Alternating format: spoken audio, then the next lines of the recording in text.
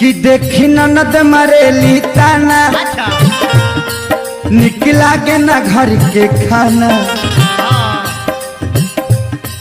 तहरा त बुझाता न राजा कैसे रहेली घर में जनाना।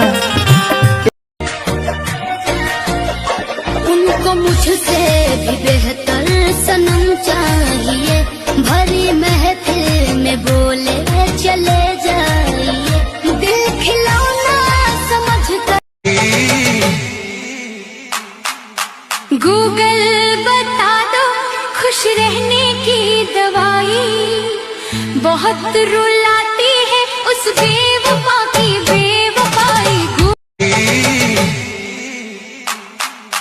गूगल बता दो खुश रहने की दवाई बहुत रुलाती है उस बेवफा की बेवफाई।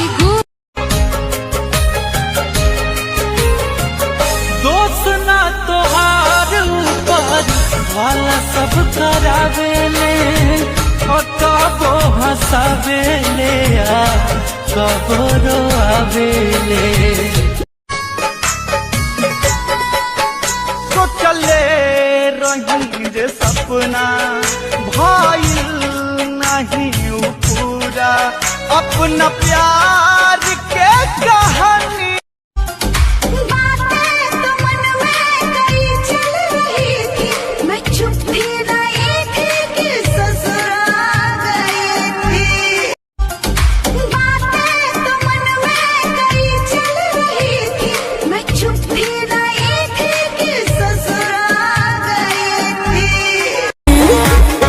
चुअत पसनवा देखना पूरे पोरबा चुअत पसनवा देखना पूरे पोरबा हका पिया पंखा